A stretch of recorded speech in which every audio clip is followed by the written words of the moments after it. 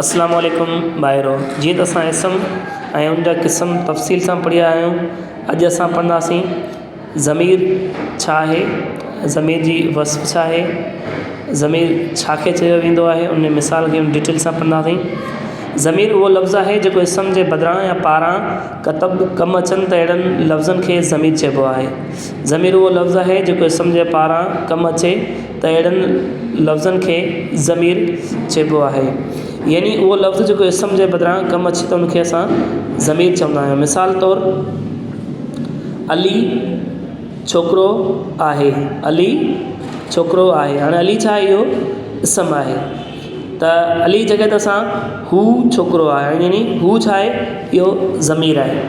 त अली इसम, हू छा आहे, ज़मीर आहे। त असां वधीक ज़मीरनि जे बारे में पढ़ंदासीं, वधीक ज़मीर जा ॿिया मिसालनि खे वठंदासीं ऐं सिखंदासीं ऐं उन खां सम्झंदासीं त ज़मीर आहे छा। मिसाल ही, उहो, असां, तव्हां, उहो, हूअ। हाणे इहे सभु छा आहिनि, ज़मीर आहिनि। इहे ज़मीर आहिनि ऐं मुख़्तलिफ़ ॿिया बि ज़मीर खोड़ सारा जेके आहिनि उहे असां आम तौर ते जेके लफ़्ज़नि में जुमिलनि में यूज़ कंदा आहियूं ऐं उन सम्झंदा आहियूं उन्हनि खे। त अॼु जी वीडियो में असां जेका सो इस ज़मीर जे बारे में सिखियासीं ऐं नेक्स्ट वीडियो में असां वधीक ज़मीर जे क़िस्मनि जे बारे में सिखंदासीं, वधीक डिटेल सां सिखंदासीं। अल्लाह हाफ़िज़।